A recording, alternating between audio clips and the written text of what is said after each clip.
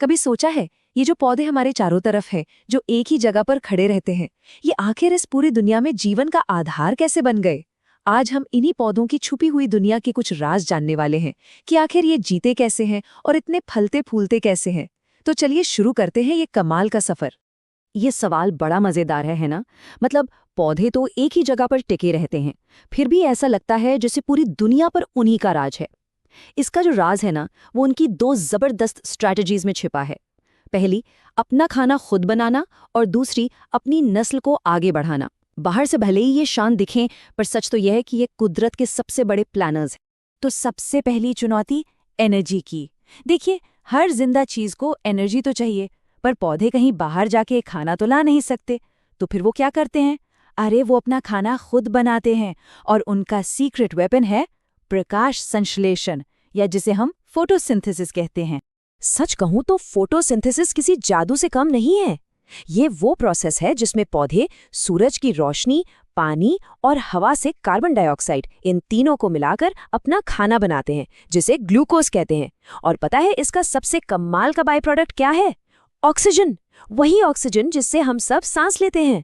तो कह सकते हैं कि हर पत्ती अपने आप में एक छोटी सी सोलर पावर्ड फैक्ट्री है। अब जैसे किसी अच्छी डिश को बनाने के लिए इंग्रेडिएंट्स चाहिए होते हैं, वैसे ही फोटोसिंथेसिस के लिए भी कुछ खास चीजें लगती हैं। पौधे हवा से लेते हैं कार्बन डाइऑक्साइड, जमीन से खींचते हैं पानी, और सूरज से मिलते हैं रोशनी यानी एनर्जी। और इन सब को मिला के जो असल मैजिक करता है वो है क्लोरोफिल। ये वही हरा पिगमेंट है जो पत्तियों में होता है, और इसी की वजह से ये पूरा प्रोसेस मुमकिन हो पाता है। तो देखिए होता क्या है। सूरज की रोशनी, कार्बन डाइऑक्साइड और पानी, ये सब पौधे के अंदर जाते हैं, और फिर क्लोरोफिल अपना काम शुरू करता है। और इसके बदले में दो बहुत कीमती चीजें बाहर आती हैं। एक है शुगर या चीनी, जिससे पौधे को एनर्जी मिलती है, और दूसरी ऑक्सीजन, जो हम सबके लिए जिंदगी। अब ये जो केमिकल इक्वेशन दिख रही है, ये फोटोसिंथेसिस का साइंटिफिक फॉर्मूला है। देखने में शायद थोड़ी कॉम्प्लिकेटेड लगे, पर इसका मतलब बहुत सीधा सा है। पौधा बस सूरज की लाइट एनर्जी को केमिकल एनर्जी में बदल रहा है, एक ऐसी एनर्जी जिसे वो खाने की तरह इस्तेमाल कर सके। और यही वो एक प्रोसेस है जो हमारी धरती पर पूरी जिंदगी की बुनियाद है। ठीक है, तो खाने की प्रॉब्लम तो सॉल्व हो गई, लेकिन एक जीव जो हिलडुल नहीं सकता, उसके सामने एक और बहुत बड़ी चुनौती है। अपनी अगली पीढ़ी कैसे पैदा की जाए? तो इसके लिए पौधों के पास एक नहीं बल्कि दो कमाल के तरीके हैं। पौधों के पास रिप्रोडक्शन के लिए दो मेन रास्ते हैं। पहला है अलैंगिक यानी एसेक्सुअल रिप्रोडक्शन। इसमें बस एक ही पेरेंट काफी है जो अपनी बिल्कुल एग्जैक्ट कॉपी बना सकता है। जैसे एक आलू से बिल्कुल वैसा ही दूसरा आलू का पौधा उग जाता है। और दूसरा रास्ता है लैंगिक यानी सेक्सुअल रिप्रोडक्शन।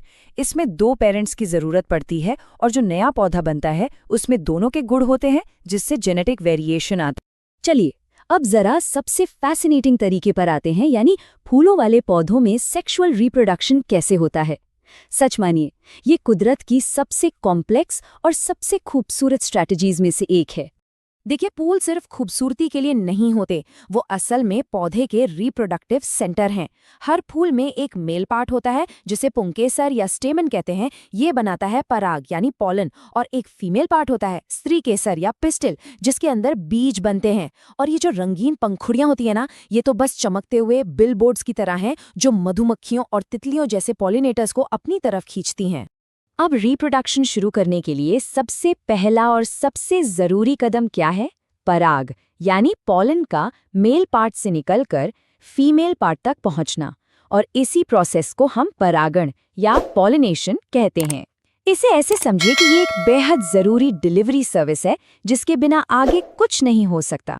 अब सवाल ये है कि पौधे तो अपनी जगह से हिल नहीं सकते, तो ये डिलीवरी होगी कैसे? यहीं पर काम आते हैं कुदरत के पोस्टमैन। हवा जो पराग को उड़ा कर ले जाती है, पानी जो उसे बहा कर ले जाता है, और कीड़े मकोड़े और पक्षी जो एक फूल से दूसरे फूल तक इसे पहुंचाते हैं। तो जैसे ही पराग फीमेल पार्ट पे लैंड करता है, एक गजब की जर्नी शुरू होती है। एक पतली सी पॉलन ट्यूब नीचे ओवरी की तरफ बढ़ने लगती है। ये ट्यूब मेल सेल को फीमेल एग सेल तक पहुंचाती है, और बूम, फर्टिलाइजेशन हो जाता है। ये माइक्रोस्कोपिक लेवल पर एक एपिक एडवेंचर से कम नहीं है। फर्टिलाइजेशन के ठीक बाद पहला बड़ा बदलाव शुरू होता है। फूल की जो ओवरी है वो धीरे धीरे बड़ी होने लगती है, पकने लगती है और आखिरकार उसी फल में बदल जाती है जिसे हम सब खाते हैं। तो इसका मतलब ये हुआ कि हर फल कभी ना कभी एक फूल था। और उस फल के अंदर क्या है? बिल्कुल सही, बीज। फर्टिलाइजेशन के बाद ओवरी के अंदर जो बीजांड यानी ओव्यूल्स होते हैं वही बीज बन जाते हैं। हर बीज एक छोटे से टाइम कैप्सूल जैसा है। इसके अंदर एक नन्हा सा पौधा सोया हुआ है जो बस सही मौके का इंतजार कर रहा है बाहर आने के लिए। और जैसे जैसे फल और बीज बड़े होते हैं, फूल के बाकी हिस्सों का क्या होता है? जैसे पंखुड़ियां या पुंकेसर, वो सब मुरझाकर गिल जाते हैं। सीधी सी बात है, उनका काम अब खत्म हो चुका है और अब वो फल और बीज को आगे बढ़ने के लिए जगह दे देते हैं।